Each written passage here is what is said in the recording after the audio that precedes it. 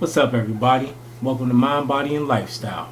And today, I just wanted to make this quick video just to give y'all a few tips on just doing a detox and purifying your blood and all of that. I know there's all types of stuff out there on the internet, man, and Facebook and all these things about different ways to cleanse and detox, so on and so forth. So, only thing I would say about that stuff is just be careful. Make sure you do your research.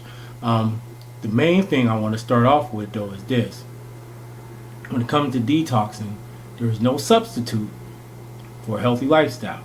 That means eating right, sleeping right, getting enough exercise, trying to find ways to reduce your stress, like doing those types of things first. Like, don't just go jump to a supplement or some herbs or whatever. Yeah, there's herbs that can help, there's supplements that can help, but I think honestly the people that try to take that route without addressing the other issues like diet and exercise and stress and all of that, they can actually end up doing themselves more harm than good in the long run.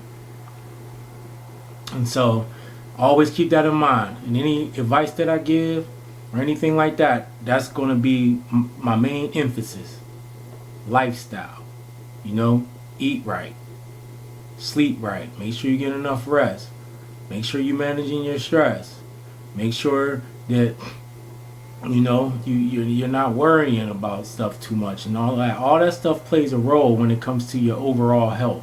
So it don't matter if you do a cleanse, if you just continuing to stress out, or if you continuing to eat fast food, or if you just sedentary and you're not working out and exercising, or at least being active in some sort of way.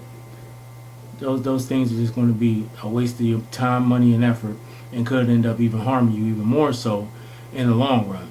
And so I'm just going to give you 3 real quick supplements or herbs. So a couple of them, 2 of them supplements, 1 of them's herb, that you can use in conjunction with a healthy lifestyle. So make sure you're eating right. Whether or not you eat meat, I don't really care. But make sure you're getting your fruits, your veggies, beans, your legumes, grains. You have to mix it up. Your diet cannot consist of processed food, mostly processed food and animal products, and you think you're going to get healthy. That can't happen. I mean, if you want to eat your animal products, that's fine. But try to cut back on them and try to make sure that there's more whole foods in that diet. And if you're eating a lot of processed food, you got to cut that back as well. Okay? If not, then these things really ain't going to make much of a difference. And you got to be active, man. You got to be active. I know a lot of us got busy lives. Look, I got 8 kids, and I work 50 hours a week. I still find time to go to the gym, get them gains in. I still find time to get my prep done for my food and all of that. I mean, because it's like this. If I don't invest in my health now, then I'm going to be forced to do something about it later, but it could be too late. And even if it ain't too late, it's going to cost me more. It's going to cost me more. And so if you like investing, if you like saving, it's the same principle. You start investing now in your health so that you can get that equity later on down the line. That health equity. Yeah, health equity. But so let's get right into it. So the first supplement is n-acetylcysteine. All right? And so n-acetylcysteine, the role that it's amino acid, and the role that it plays along with 2 other amino acids, glutamine and glycine, is that it's needed to replenish glutathione in your body. Okay, I'm not gonna get into all that, but basically NAC is valued primarily for its role as an antioxidant and antioxidant production in your body, and it helps with the detoxification of certain substances like arsenic, heavy metals like mercury, lead, and other poisons. Healthcare providers actually use n-acetylcysteine for people who overdose on Tylenol. Yeah, acetaminophen overdoses. Not just that, it's used in all types of drug-induced hepatotoxicity.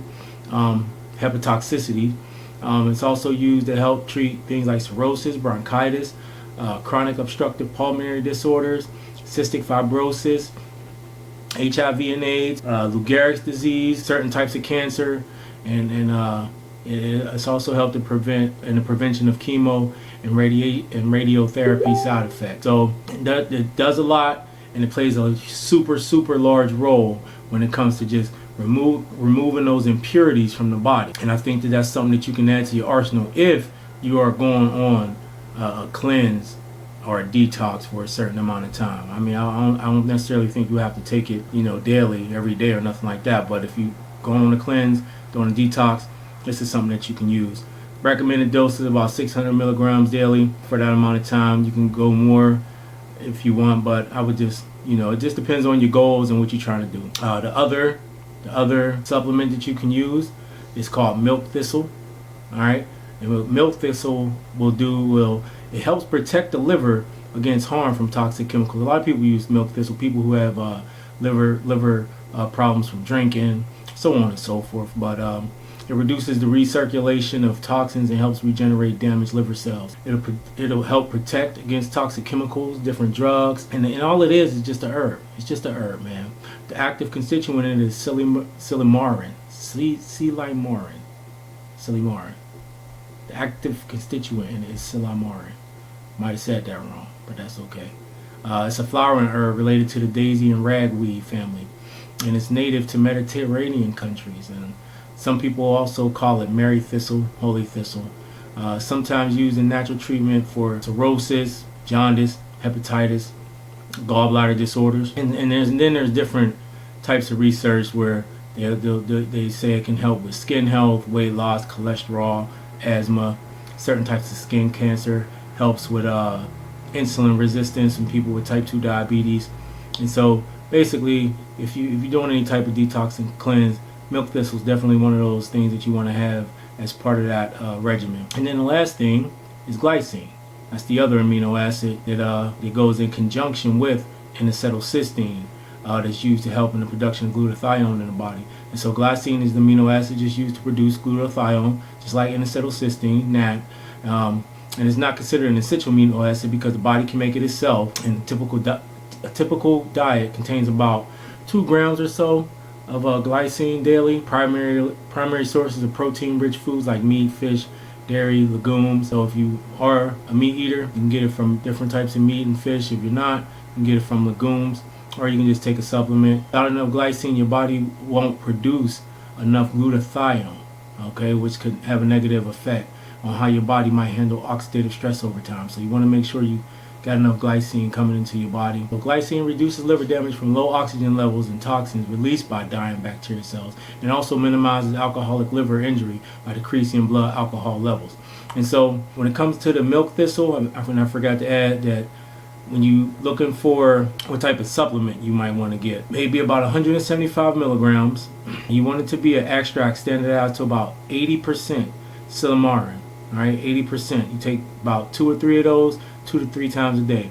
Different supplements might have different amounts, but I mean, if you're doing a cleanse or a detox, you might want to change that. But the average is about 175 milligrams. Make sure it's extract standardized at 80%, and you want to take that about 2 or 3 times a day during that duration of your detox. And as far as the glycine goes, you want to take about 500 to 1,000 milligrams daily during the course of your detox and/or cleanse. All right.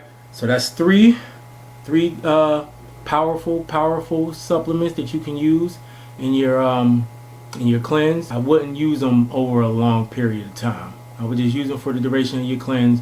Maybe if you want to do a maintenance thing with something like milk thistle, you can probably do something like that. But stuff like that, I myself wouldn't use it over a long period of time. I would just use it for cleansing purposes, and then I would make sure that my diet, I got everything else that I needed from my diet the rest of the time, because there's all types of things you can add to your diet that will also cleanse the liver.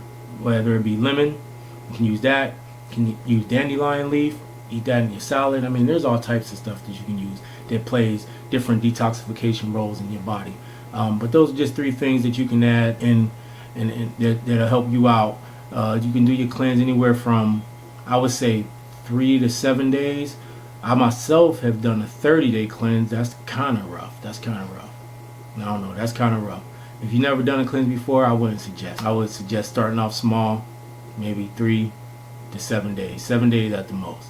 See how you feel about that, and then go from there. You only need to do it, depending on what type of cleanse it is, a couple times a year at most. But you know, it depends on how sick you are as well. So, and I'll also suggest that if you are sick, that you definitely have a health professional working with you.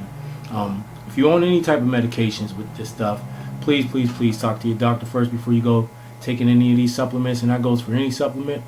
But if you are really sick, I would definitely have somebody working with you that knows what they're doing, because when you start detoxing and cleansing, you have a lot of stuff that's going to come out of your body, and there's no telling what reaction you might have. So you want to make sure that you got somebody that's professional, that know what they're doing, that can help you out. All right. Thank y'all for watching. Make sure you hit that like and subscribe button, and I'll talk to y'all again soon.